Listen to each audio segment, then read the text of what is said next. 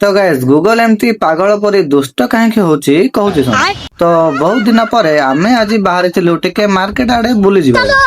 तो hey guys जय Shri Jagannath welcome back to my another mini blog. तो जेहेतु आम पाखरे आम मॉन्स्टर टा नाही माने आम प्यारा गाड़ीटा नाही सेति पय आमे आज चाले ही मार्केट जीवु।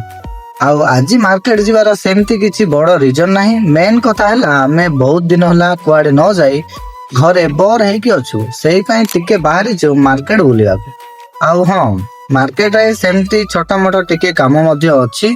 तो आमे दिन रु चलवा स्टार्ट चली चली चली फाइनाली संध्या रे आमे आसिक पहुंचलु बरहमपुर रो फोन एक्सेसरीज रो सबुठो बड़ मार्केट गणेश मार्केट रे। आउ गणेश मार्केट आसियार मेन रीजन है टिक्की रो फोन कवरटा बहुत दिन यूज हेलानी एंड यूज करके सेटा पूरा खराब हो जाइछि।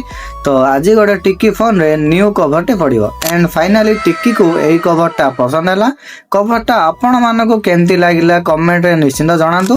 तापरे आमे आसी गलु पूजा पे किछि सामान किनिया को आउ टिक्की किनितला गोटे छोट पूजा ढाल आ गोटे आम श्री जगन्नाथ ठाकुरंग फोटोटे किनि सारी टिक्की सीधा आसीगला पुणी बासन दुकान को। एठू दुईटा गिना किनी से गिना धरी पहुंची गला गुपचुप खाइबाकू।